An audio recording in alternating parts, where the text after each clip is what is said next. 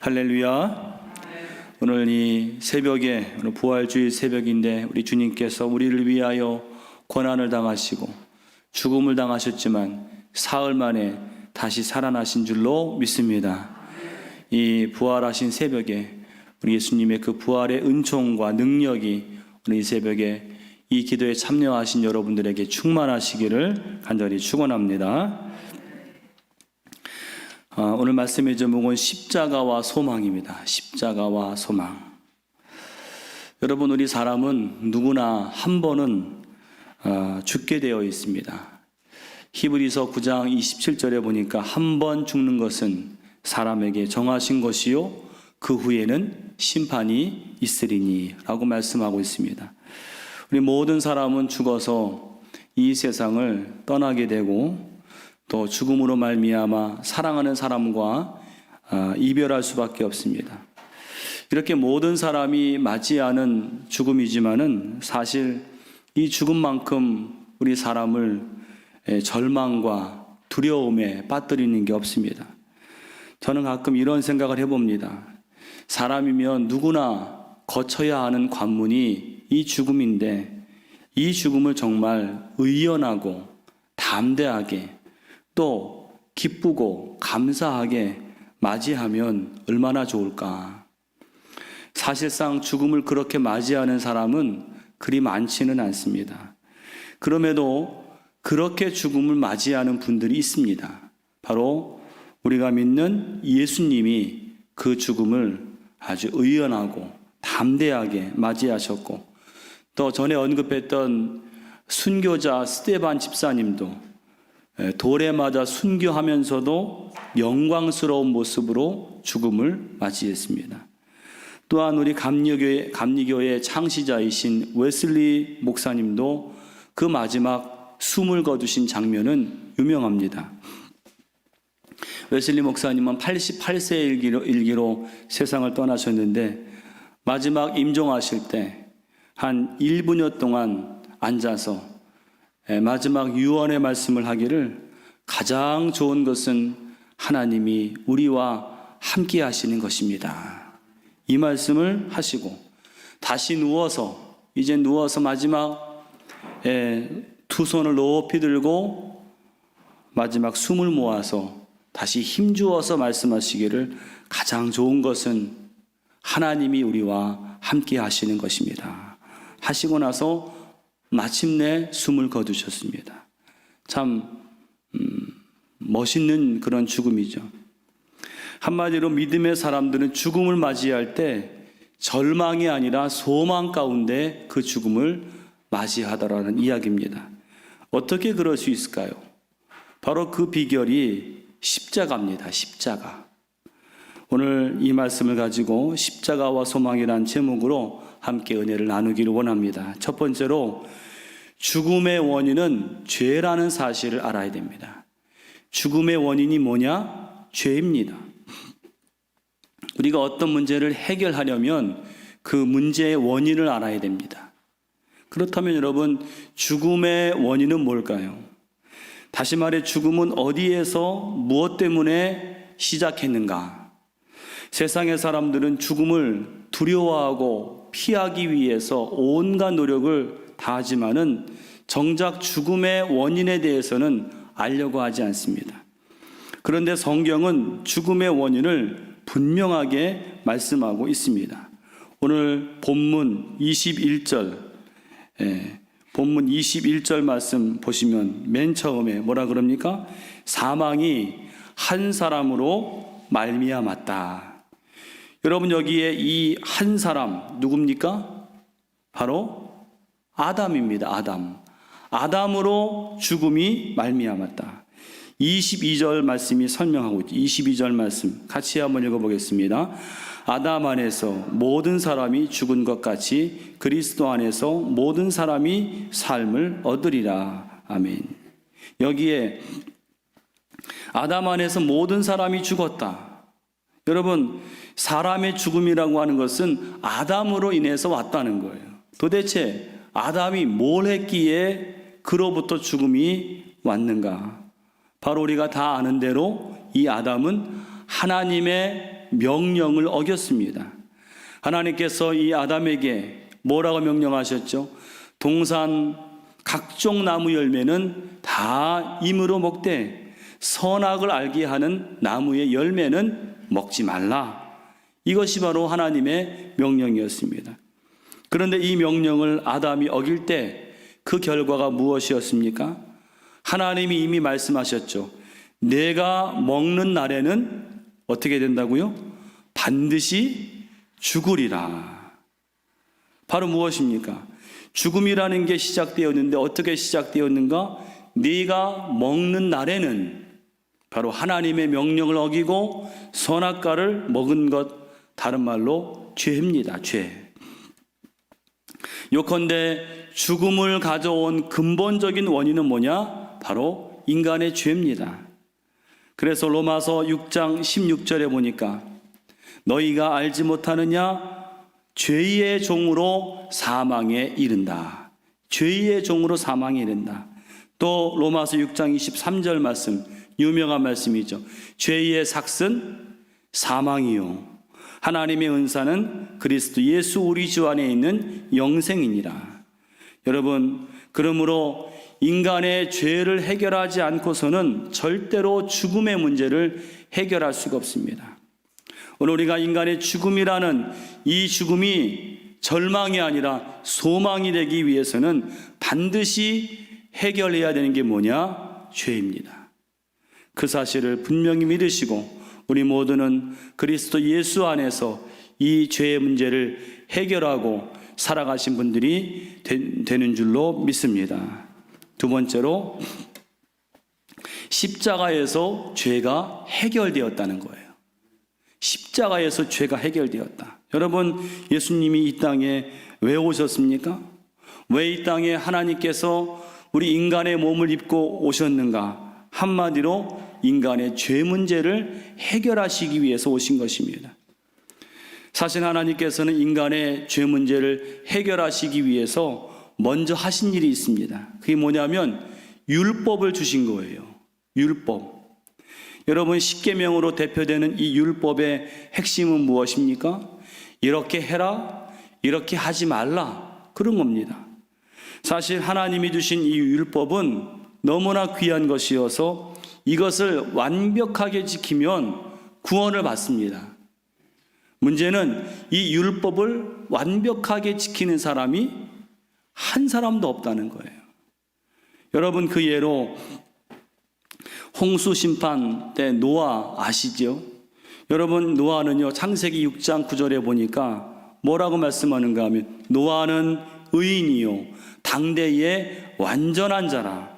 그는 하나님과 동행하였다. 여러분, 이것만 보면 노아는 완벽한 의인입니다. 그런데 실제 그랬나요? 그는 홍수 심판 다음에 실수를 저질렀죠.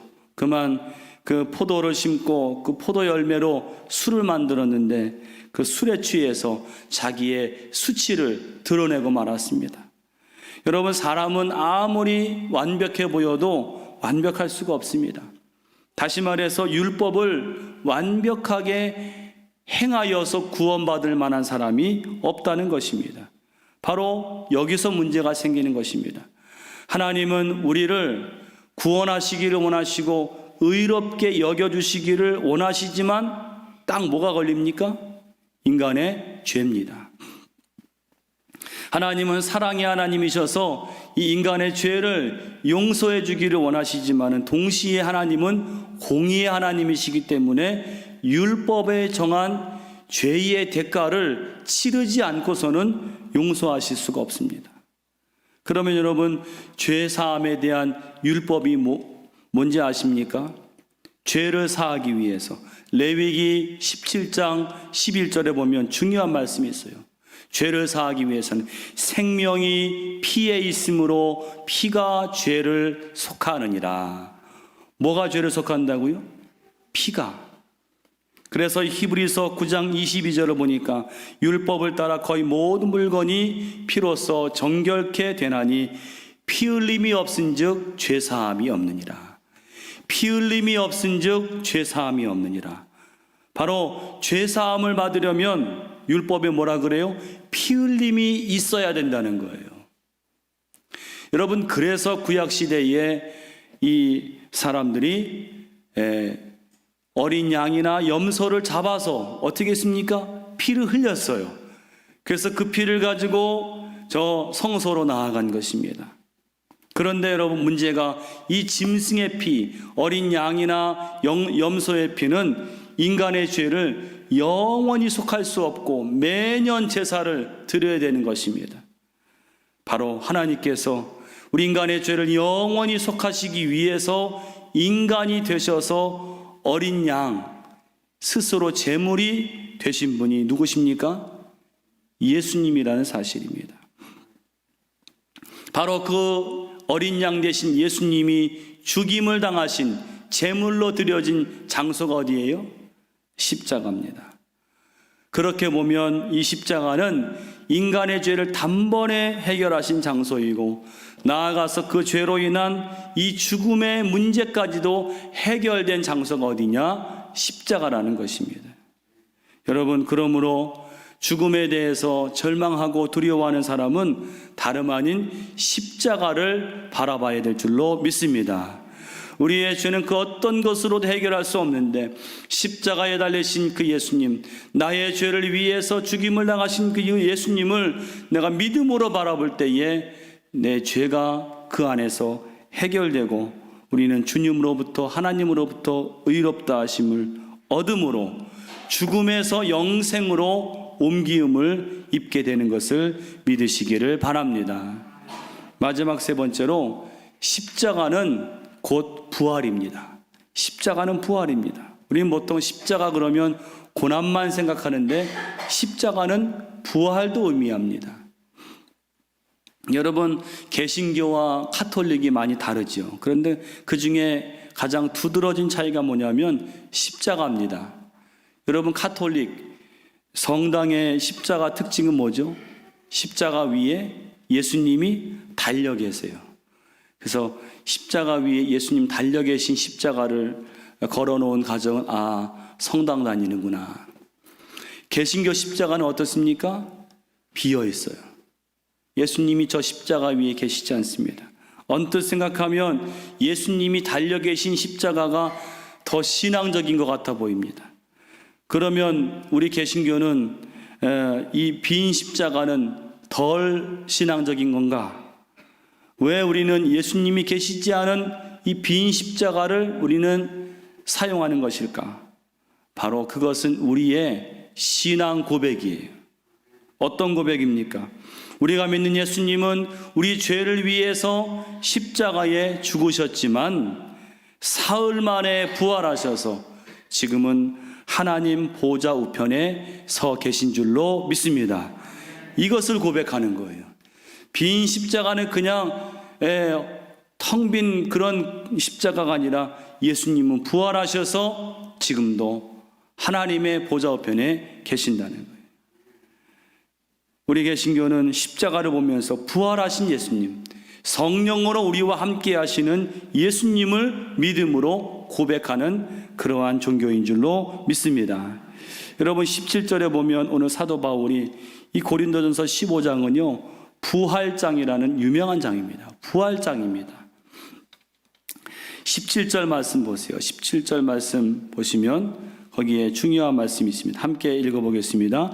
그리스도께서 다시 살아나신 일이 없으면 너희의 믿음도 헛되고 너희가 여전히 죄 가운데 있을 것이요.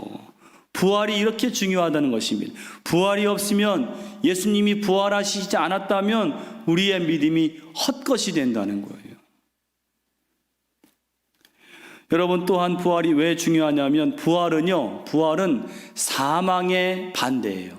부활은 사망의 반대예요. 다시 말해 부활은 사망을 이기는 것이고 사망을 정복하는 것입니다. 믿습니까? 여러분, 첫째 아담은 사망을 가져왔는데 둘째 아담이 누굽니까? 예수님이에요.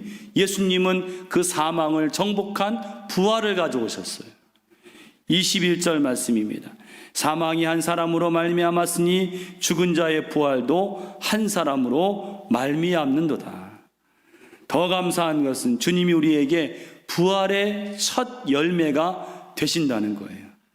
20절 말씀, 우리 20절 말씀 함께 읽어보겠습니다. 그러나 이제 그리스도께서 죽은 자 가운데서 다시 살아나사 잠자는 자들의 첫 열매가 되셨도다. 아멘. 주님이 우리에게 부활의 첫 열매가 되셨다는 것은 주님이 부활하신 것처럼 우리도 부활한다는 거예요. 첫 열매가 되셨도다. 주님이 분명히 여러분 2000년 전에 죽음을 이기시고 정복하시고 부활하신 줄로 믿습니다. 그러면 그를 믿는 우리도 마찬가지로 오늘 우리가 죽음에 대해서 두려워하고 절망을 하지만은 우리도 예수님을 믿는 믿음으로 그 죽음을 이기고 정복하게 될 줄로 믿습니다. 이 믿음을 가지시고 우리가 믿음으로 살아가셔서 오늘 우리에게 죽음이 임한다고 할 때도 그 부활의 능력으로 살아가는 우리 모두가 되시기를 간절히 축원합니다. 기도하겠습니다. 하나님 감사합니다. 올해도 우리에게 여전히 이 부활주의를 허락해 주시어서 고난을 이기시고 죽음을 이기시고 우리의 구원을 완성하신 주님을 다시 한번 찬양하게 하심을 감사를 드립니다. 아버지, 우리 인간은 죽음을 두려워할 수밖에 없지만은 오늘 그 죽음은 죄로 말미암은 것이고 그 죄는 십자가에서 해결되었고 또 우리 주님은 그 죽음을 정복하시고 이기신 줄로 믿습니다. 우리도 주님처럼 모든 죽음, 사망 권세를 날마다 정복하고 이기어 살아가는 저희들 되게 하여 주시옵소서. 그래서 주님이 우리를 오라 하실 때에 할렐루야 두 손을 들고 주님 앞으로 담대히 나아가는 저희들 되게 하여 주시옵소서. 늘 소망 가운데 살아가기를 간절히 바라옵고 오늘 거룩한 주일 부활절 예배를 드릴 때에 우리 온 성도들 마음 가운데 부활의 기쁨과 능력이 많은 귀한 시간 되게 하여 주시옵소서. 귀한 예물 가운데 드린 모든 믿음의 소원들 응답해 주시기를 간절히 바라옵고 예수님의 이름으로 기도하옵나이다. 아멘.